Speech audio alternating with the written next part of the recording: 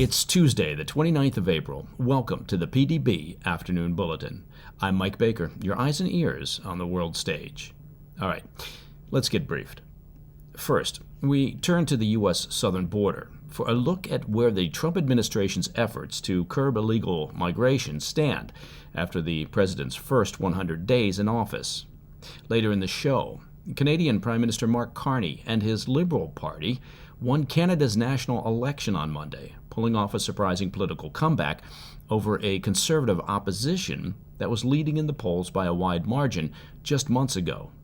The Liberal Party will retain control of Parliament at a time of rising tensions with U.S. President Trump over trade. But not to worry, things should calm down once Canada is the 51st state. But first, today's afternoon spotlight. We'll begin today with an update on President Trump's sweeping immigration crackdown and where things stand at the southern border after his first 100 days in office. As PDB listeners are likely aware, President Trump made securing the U.S.-Mexico border a top priority after returning to office, following the influx of a record 8 million undocumented migrants into the U.S. over the last 4 years of the Biden administration. On Monday, Border Czar Tom Homan touted the administration's success at turning the tide on the previous administration's lax border policies, pointing to a historic drop in illegal crossings. That's according to a report from Fox News. In a striking reversal from last year, Homan said known gotaways at the border, that is, migrants who've dodged apprehension and made their way into the U.S., have dropped a staggering 96% over Trump's first 100 days. Homan underscored the implications for American citizens, saying Monday, quote, "When 96% less people are coming across the border, how many children aren't dying making that journey? How many women and children aren't being sex trafficked into the country? How many known and suspected terrorists aren't making it into this nation?" End quote. Encounters and apprehensions at the border have also rapidly plummeted to the lowest levels in recorded history under the Trump administration. In March, for example, U.S. Customs and Border Protection reported fewer apprehensions for the entire month than were logged in just the first 48 hours of March 2024 under former President Biden. Specifically, total border encounters numbered at just over 11,000 in March, with CBP averaging only about 232 a day. That's a more than 95% plunge compared to March 2024, when Border Patrol agents recorded 137,400 apprehensions. The drop-off since Trump's return has been significant, as roughly 106,000 encounters were reported in October 2024 and roughly 61,000 in January, just before he took office. By February, migrant encounters had plummeted to roughly 11,700, and the declines appear to be accelerating.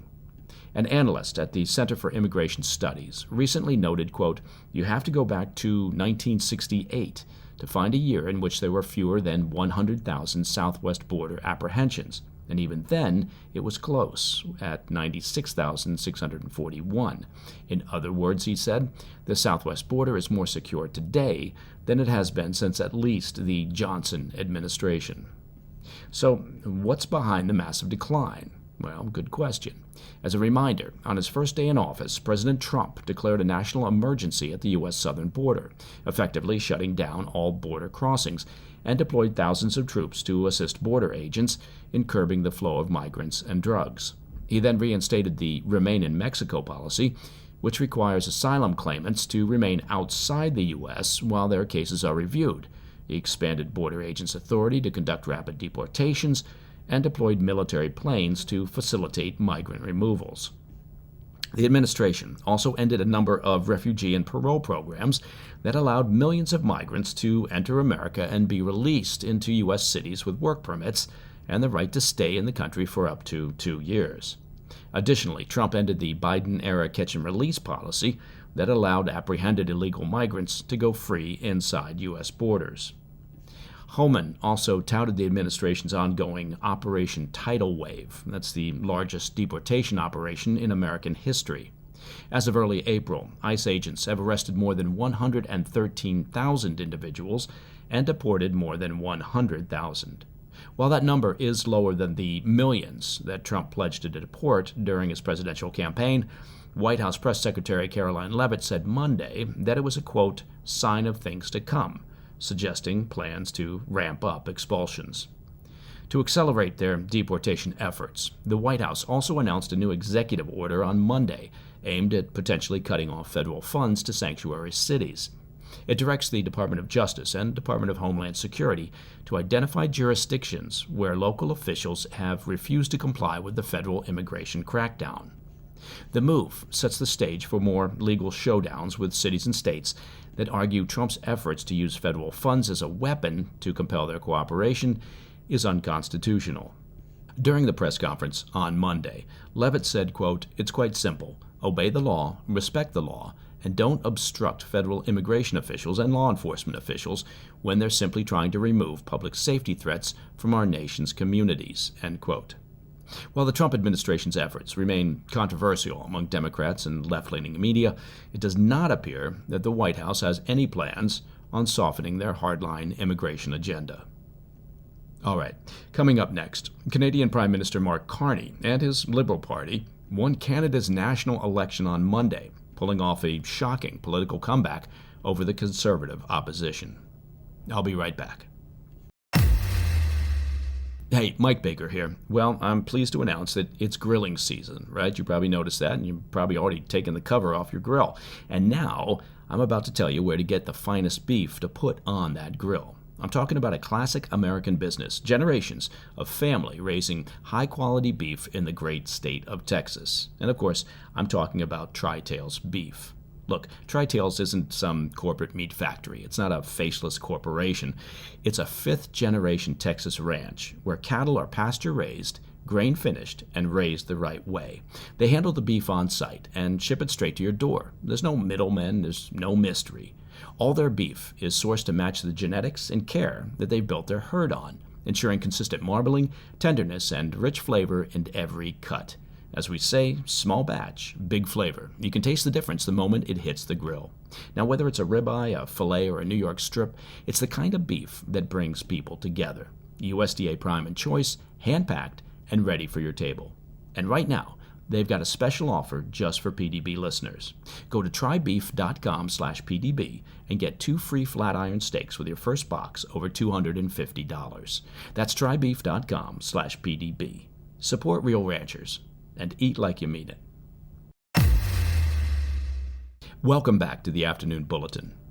Prime Minister Mark Carney and Canada's Liberal Party have pulled off an impressive political comeback, winning a 4th consecutive term and retaining control of Parliament amid rising tensions with President Trump over trade. Carney, a 2-time central banker who succeeded Justin Trudeau back in January, led the Liberals to a resurgence after months of trailing badly in the polls. Fueled by a wave of nationalistic backlash to President Trump's calls for Canada to become America's 51st state and his sweeping tariffs on Canadian goods, Carney's campaign pulled off a turnaround that few thought possible. In reality, Trudeau's resignation was really the key factor that allowed Carney to win. The Conservative candidate, Pierre Poilievre, had based much of his campaign and early lead on the country's frustration and loathing of Trudeau. When he exited, Poilievre lost his foil. As of Tuesday morning, the Liberals were leading with 168 parliamentary seats, just shy of the 172 needed for a full majority in Canada's 343-seat House of Commons. The Conservative Party appeared poised to remain the official opposition with a total of 144 seats. And the backlash to Trump's overtures was swift. Canadians canceled American vacations en masse, boycotted American goods, and flooded polling stations in record numbers, with more than 7 million casting early ballots before Election Day even arrived. As Carney and Poilievre hit the campaign trail, Trump framed his annexation proposal as an economic renaissance. He slapped steep tariffs on Canadian exports and repeatedly dangled the idea of absorbing Canada into the U.S. In one of his most baited remarks, Trump insisted that the U.S. could no longer, quote, subsidize Canada unless it became an American state.